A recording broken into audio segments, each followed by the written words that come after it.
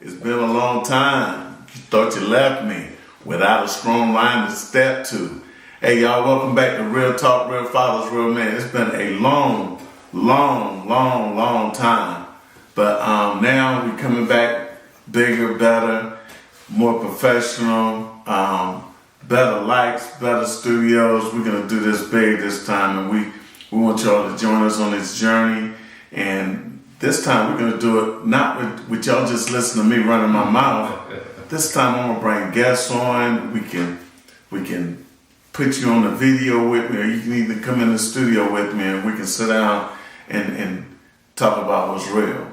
And today I have a special guest. He's sitting over there looking like he's 3 days out of prison. But he's actually a very professional, very smart dude, one of the smartest guys I know. He's a battle buddy from way back when. We started off, I used to beat him in everything. He can lie and tell you otherwise, but people who know from the 629/229 days in Baumhold and Anita Oberstein, they know who the man was. It was me, not Leroy Wright, okay? But Leroy Wright, he's the CEO of the Wright Improvement Group. He's also the author, and this is the reason why we're having him here today. He's the author of this new book coming out called The Bubble. I can't tell you the whole title because it hasn't been released yet, and so he won't let me do it, and he really think he can still try and beat me. He's also the facilitator, and y'all got to go check out his YouTube page at Constructive Talks. And he can talk more about Constructive Talks, but when you get over there, you see it's very well constructive and very well done. And so, like I said, while we're here, I introduce you the myth, the legend, the man. Now you tell my audience a little bit about yourself. Oh wow! I say, hey, hello everybody. Thanks for joining. That's one. For two, me and Big E-Z, we've been brothers for some decades, right? And like you said, we kind of started off in a competition, which that's what soldiers do. They compete. And he was definitely a nemesis. In every competition, I had to look up, and here he comes. I'm like, all right, doggone, here he come again. He just won't go away. And I think one of the reasons that we competed so strongly against each other because we took each other to the next level. And it was usually 90% of the time him and I leading the groups to go against each other. So the people that was in our team on our teams, they would get it. They would get beat behind the curtain, right? Exactly. Yeah, I used to say, don't let nobody from 229 beat you. Yeah. And one of the unique things, I'm the only reason I'm here is because the Real Talk, Real Fathers, Real Men platform. I think it's a critical thing that we need to speak to each other as men and as people that's wanting to change a generation. We have to have those conversations without bias. Okay, we need to have the conversations and really, really debate it to learn from it. Not to say I won the conversation, or not to say I know more than you, but just to have it and open up and just get a little bit more information that we can make decisions on in our families or in our lives to be better. I think that old saying is know better, do better, right? So we'll be corny and say that. Yeah, because in this format is no right answer. No answer is the right answer. No answer is the wrong answer. So he may come on here and he may say, hey, the people on the background are black, and I may say, nah, those people are green. But the thing that you have to do, you have to dig in and discover what the real truth is, and with the real truth come knowledge and growth. But that takes an open mind. Yeah. But enough about me, bro. Let's talk about this super book here ready to come out. I know right now it's gonna be a doozy. Let's talk about it. one of the things I've kind of matured into is self-enlightenment for one, but the other one is a person should be happy with their lives and work towards that. And one of the things that we kind of are trapped in that never-ending cycle is conditioning, right? We're conditioned from birth, man. Disney World, Six Flags, or Cinderella, the kings, the queens, the two houses, the house, 2 kids, a dog, work hard, get retired. We're conditioned to go down a certain path. And usually that certain path is benefiting somebody else. Big business sort of kind of usually. Or people who are trying to benefit off our individual labor. So I just decided to look at us and look at people as individual bubbles. And saying that, I know it's kind of probably cliche. Don't let me burst your bubble, or don't burst my bubble, or these things like that. But I think it's a serious thing that if we pause for a moment and think about what drives us, most of that drive, or what we're driven about, is somebody else's goals or missions. Work hard. Let me work hard. Big business is going to benefit from that. Let me sacrifice. Everybody around you is going to benefit from that. And then when you say, whoa, let me take care of myself so I can sacrifice more, then that's usually an abomination statement. People don't want you taking time out for yourself. So before you get away from when you was talking about these conditions, so when you say conditions, you mean, so I'm looking at TV and I see that I'm supposed to get a job, go to school, go to college, spend $100,000 on college, get out of college, marry a high school cheerleader, my high school sweetheart, and then get a job building widgets for the next 30 years, and at the end of those 30 years, I retire, get a gold watch, and then die. That's the conditions you're talking about. Yeah, and be happy that you did that. Yes. Right? But we know that's not a Cinderella story. That's usually a scary movie, right? Because we have ups and downs. Ups and downs. We have times where we're alone. We have times where nobody cares. We have times where we're not successful. We have times where no matter how hard we try, we can't get ahead. And that's the scary movie within that conditioned Cinderella story we're supposed to live. So when we look at ourselves and we're not living what's portrayed in media or family internally, it's not a lot of success in that, because look at what we compared it to. Yeah. So now how is the bubble going to help us get away from this type of thinking, this conditioning thinking that, okay, instead of getting us into, let's see, what can I put in my bubble to make me happy? To make my life more productive? Well, the first core thing of the bubble is you can't care about anything outside of it. I know that might sound against everything we've been conditioned to believe, but one thing that is true as I see it, right, is that if you care about everything around you, that's taking all your energy first, right? It's going to just suck the energy up. And understand this, if we're feeding things around us, the things that we feed around us care more about getting fed than what's feeding them. That's deep.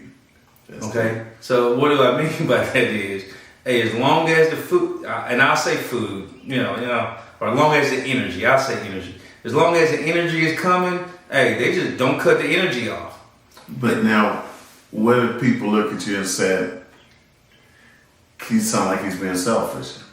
So, because he don't care about nothing outside the bubble but yourself. Don't feed nothing outside the bubble. Everything you have goes to you. So that's the addiction. Yes. That's them addicted to the energy you're giving them that they don't have to supply for themselves. Yes. Right? So as they get that fed, they feed it, and then what do we do when we're addicted to something? Hey, I want that, and we start getting withdrawal symptoms. So I'm going to go through any step, any process it takes to convince you why you should not stop giving me that energy. Now, guess what? I'm gonna use guilt trip. I'm gonna use, oh my God, I'm gonna use anything that it takes for you to go back, lie in bed, and say, you know what? Let me sacrifice a little bit more and give them, because I've just been conditioned to believe that I'm supposed to just give. And we are. Yes. But we don't give to addictions, right? Because at some point, the folks that are feeding and eating, they gotta give back, right? They should give back something good. But hey, the society or the thing, the way it is today, as long as the good stuff coming, I'm just riding the wave. Yeah, because even a flower, if you feed a flower, what a flower gonna eventually do, it's gonna give back. If it's not gonna give back a good smell, it's gonna give back a good view, But then we as humans, we get to the point where I'm in my bubble, and I decided like what's outside my bubble is more important to me. So I'm constantly feeding everything outside my bubble. And I call them bottom feeders. Once that bottom feeder has drained me completely, and I'm completely drained, that bottom feeder gonna do what? Gonna leech on to somebody else. Correct, yeah, because they become professionals. They become really good at their craft, right?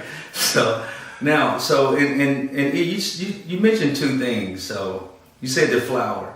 So nature in the universe naturally gives back if the process is not interrupted, and if it's nurtured. It gives a fruit, it gives a look, it gives an environment you can breathe with air, right? Now, the unnatural process is just a burn and ash, right? Yeah. That's the unnatural process, and that's what we've been conditioned to do as a society, is burn and ash, no matter what. Now, guess what? So I can go into this look, big business, burn and ash, take all the money from the little people and give back crumbs, right?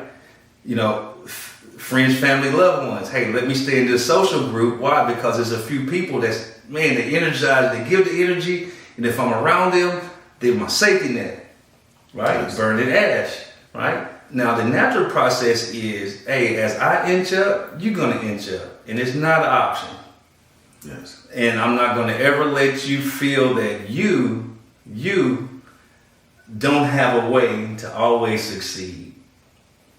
So you mean the people that I allow in my bubble should be, as I feed outside my bubble, they should be feeding inside my bubble. Correct. Okay. Yeah, and it's what feeds me, what I feed feeds me. Correct. Exactly. Naturally, without request. Yes. Right. Shouldn't have to ask, like if you and my in a bubble, and I'm giving you this energy, I'm giving you this positive energy, I shouldn't have to tell you to tell me good morning in the morning and how was your day. And if that's a relationship thing, correct. But also the thing could be knowledge, right? Get knowledge. So if I'm paying attention to you and I'm close to you, I see what you're seeking. I see what your ambitions are. And if I'm ambitious, a lot of this stuff is going to line up, because guess what feeds ambition? Being driven. Yes. Driven people know driven people, right? They can identify it, and they usually come together. But the unnatural part is for me to sit back and let you be driven and not benefit. That's unnatural, because it causes a lot of pain. So that's when it goes to I'm taken. And then eventually, I'm not driven anymore because you done took my drive and you didn't do anything with it. Correct. Yeah. So if you think about the bubble in that statement you just said, if I take all your drive because I'm not doing anything with it, but it's allowing me to ride the wave, and that's the addiction thing again. I'm not going to get off this wave. I don't care who I have to get the energy from. Right? So I just like a plate, a paper plate. I use it to feed myself, and I discard it. And I'm gonna get another one and another one. And that's that burn and ash thing I talk about, that, that's abnormal. That's not normal. That's taught. I just thought about something you said earlier when you brought that up. It goes back to, because you said the paper plate, and we're going to throw this in here, and maybe you can put this in a book and say this was given by Big E-Z. But we call it the paper plate versus the China plate theory. Mm-hmm. So people that you have in your inner bubble, you want them to be China. Mm-hmm. So when they finish eating off the plate, they clean that plate and they put it back in the cupboard or put it back in the bubble. Yeah, 100%. That is versus totally true. The paper plate, I eat off of it and I throw it away. The value is gone. It's gone. No. And then eventually what ends up happening is you're out of paper plates, you're out of stuff to give. Yeah, and how do you replenish that? You work. Yes. So that's taken from you, then you work, then you go purchase, then you give again. Yes. And then it just disappears again, right? Yeah. So I think one of the unique things about the real talk, real fathers, real men, and constructive talks is that you have to have an open mind if you're going to listen to these channels. That's one. For two, you have to fight the cultural conditioning that we've been taught since birth to cling to. Once you kind of say, okay, well, let me open my mind and just listen a little bit. Let me just listen a little bit. Let me just listen a little bit. Then after a while, you'll be like, you know what? If I talk to myself, some of the things they talk about can help me, or it's truth, or it makes sense. It's kind of logical. That's all we want to do, is to stimulate logic and truth and feeling about you loving yourself. Yeah, because just in the 5 minutes that we've been talking about the bubble, if you looking at this and you go back and you ask yourself, let me just look at people in my inner bubble. Because first of all, and because I done read excerpts from the book, so I know, like it's titles, for instance. So I look at people who have titles that I automatically place in my bubble, which isn't right. Are they paper plates? Or are they China plates? Are they using me as a paper plate or a China plate? Are they what significance are they serving in my life now? And so that's what I want in real talk. You know, I want you to be able to, like you said, when you leave either my channel or your channel, after they listen, I want them to be able to go back afterwards and maybe play it back and think about it and start doing, like you said, talk to yourself or do a self-reflection of your life and grab a piece of paper and say, what's tearing me down and what's building me up? Mm-hmm. And things that's tearing you down, hey, sometimes you just got to go on it, as we used to say in the Army, you got to cut slang and move on, you know. And part of it is just taking the time, small baby steps, because it's a challenge, especially if we look around to what we're surrounded by. It's abnormal to be abnormal, meaning it's abnormal for you to make sure that people around you automatically unselfishly give and hold that and not negotiate with yourself. Yeah, and elaborate more on unselfishly give. You find some people that has like this notepad. I brought you a new pair of shoes. I paid your rent this month. I did this for you. I did that for you.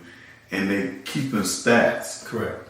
But if you're in my bubble, in my inner bubble, because it's different layers of the bubble, but if you're in that first layer of the bubble, I can't tell you the last time I did something for you. I can't.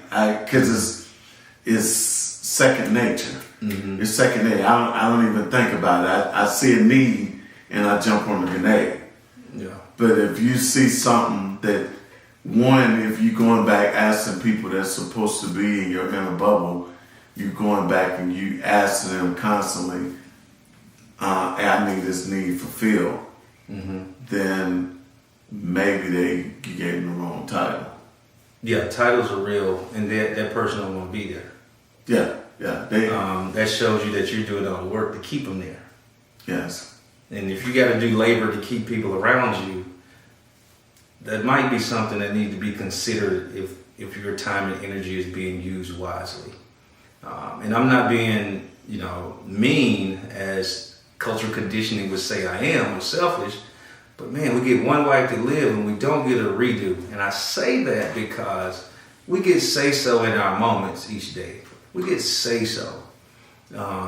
And cultural conditioning would have us say, hey, just throw your head in the ground, don't worry about it, it'll be all right later. Well, guess what? Later is time consumed. They don't come back. Yes. And one thing I know, man, I know this for a fact, that humans adjust. We've adjusted all our lives. And if humans would continue to adjust, and I think with those micro improvements or those micro decisions, you account to see. You got to test the fence. Now, I'm not saying be malicious or anything. I'm saying you're a natural way. But it has to be identified when your energy needs to be reprioritized. Yes. Yeah.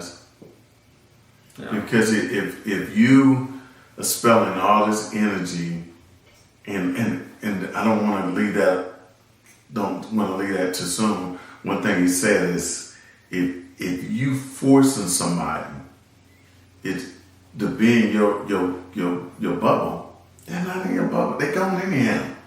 They've been gone a long time ago. It's just they're just going through the motions, just shadow boxing. That's what they're doing in the I'm here, shadow defense. I'm there. Just enough to say, well, okay, is this person really in my life? Is this person really in my bubble?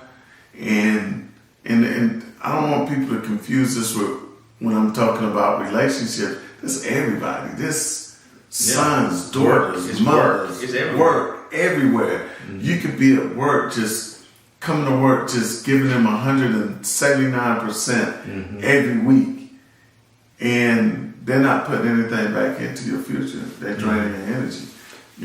And so think about what you said now. So if a person, or in this, like he said, work, in the streets, in the mall, in your house, or somebody else's house, if you have to do work to keep it lively, what better could you use that energy for? Self-education? Mentorship, learning a new course, self-improvement, meditation. See, this is all consideration. This is what the bubbles talk about. Hey, it's no definite answer like Big E said in the beginning. There's no definite right or wrong answer, but there are a lot of consideration questions for an individual to take consideration and just say, hey, you know what? Man, I expend energy, I get things done, and guess what? I'm going to start making sure everybody I associate with do the same thing. Yes. You get that choice. Yes. Now guess what? You might do it small because, like I said, the addiction is real. Man, you might be the biggest, craziest enemy on the planet just because you're preserving your life that you have to live and having say so. Yeah, because and I think, and I don't want people to get confused is when you're saying that you're not just cutting back physical things. I mean, emotionally. You're correct. You're talking about emotionally cutting back. I mean, that's not saying, okay, you're in my bubble, and all of a sudden I realize that you're taking more than you're giving. So, okay, you got to move out of my house. Mm-hmm. No, that's not what I see it as. I see it as, okay, emotionally I'm giving you all this energy, but I see I ain't getting the energy back. So, hey, look, I'm gonna just, pull my energy back and devote my concentration onto things where I can grow mentally, where I can grow physically. If there's nothing else, if now I'm gonna take, like, if I'm at work and I've been coming into work 30 minutes early, leaving 30 minutes later, but I'm not getting that same energy back, I'm gonna take this 30 minutes. I'm gonna go to the gym. Correct. That's right. I'm gonna take this 30 minutes when I leave early and just go read a book. If I don't do nothing but just sit outside in my car before I start driving, reading a book. So when you remove because you got to release that person from your bubble. Yeah, or just let's say event. Okay. Let's call it release the event. You got to reassess the event. Right? Because like I said, you don't get time back. And it's not being dismissive, it's not being seclusive or reclusive, it's not being where you don't respect or appreciate effort. You do all those things. But you do get a say-so in how much energy you put in them. Right? You know, one of the most critical things that I can think of, well, I ain't gonna say critical, one of the coolest things that I can think of is try to clear your mind. I would say that go through each day in the craziest part of your day or the most busiest part of your day, clear your mind and think. And this is what, they say always give call to action. This is what I challenge everybody to do before they open their mouth or make a decision or do anything. On any information you're getting in, be it verbal, visual, whatever, make sure you listen. Okay, listen through your ears or eyes or whatever you're doing, and think about your response or think about the information being given and how it needs to be processed. And then you only speak or take action if you're going to do something constructive with it. If you're not, everything doesn't call for a response. Y'all better write that one down.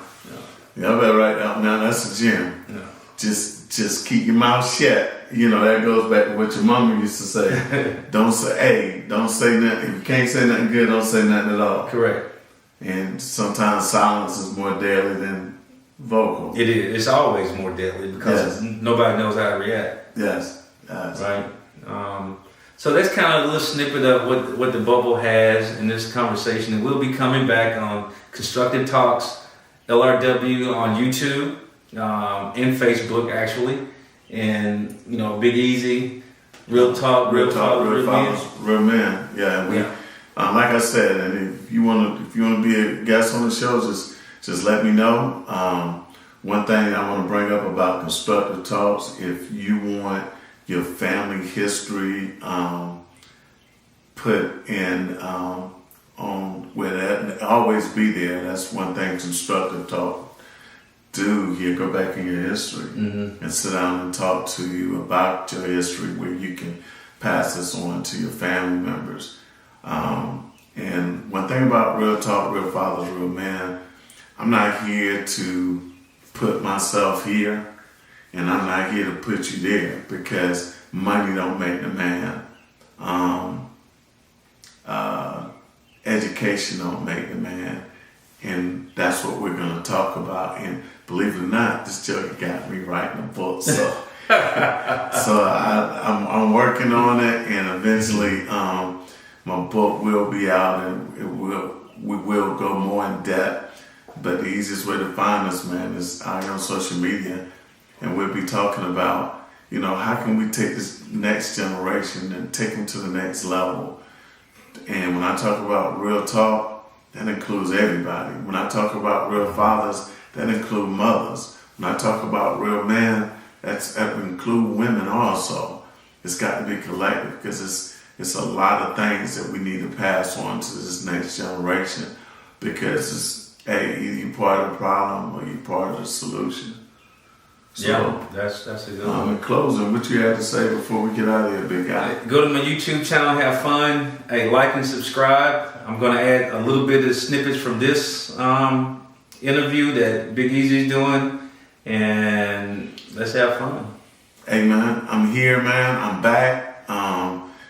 Bigger, better. We're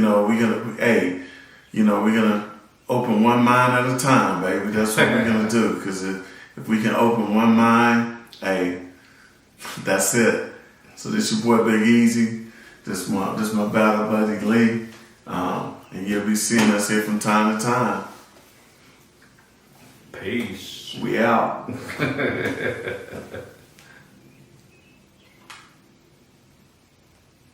All right.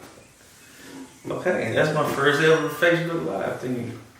I think that was pretty good, man, because you know, we was able to ask questions and I think that was cool, man.